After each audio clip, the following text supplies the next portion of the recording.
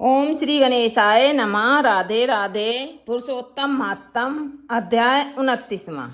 उस लोभी के ऐसे वचन सुनकर दूत कहने लगे, क्या तुमने भारी कार्य नहीं किया?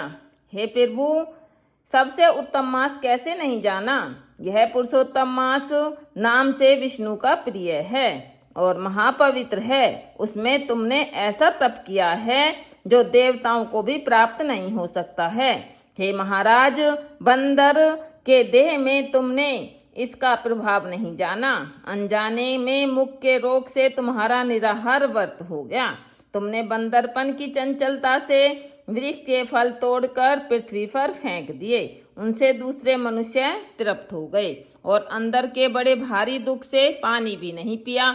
इसलिए तुम्हारे अनजाने में बड़ा भारी तप हो गया और फलों के गिरने से परोपकार भी हो गया। इस तीर्थ में 5 दिन गोते भी खाए। इसी से पुरुषोत्तम मास में तुम्हारा स्नान का फल भी हो गया।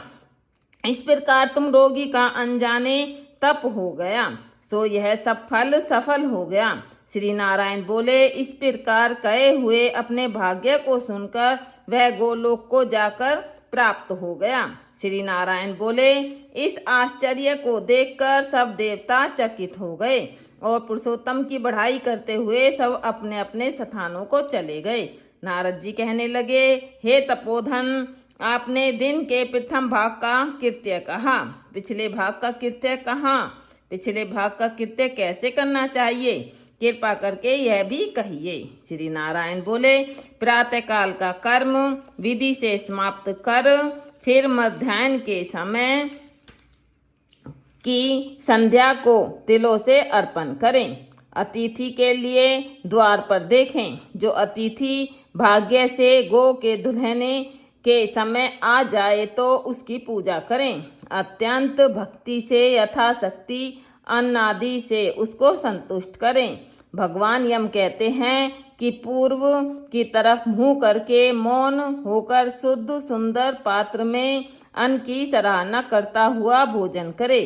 पहले स्वाहा के अंत में ओमकार का उच्चारण कर घी से लपेटे हुए 5 गिरासों को बिना दांत लगाए जीभा से निगल जाए। फिर मन लगाकर पहले मीठा भोजन खाए। ब्राह्मण शास्त्र विरुद्ध अभक्ष्य भोजनादिक पदार्थों को न खाए। सूखा बासी भोजन भी अक्षय कहा है।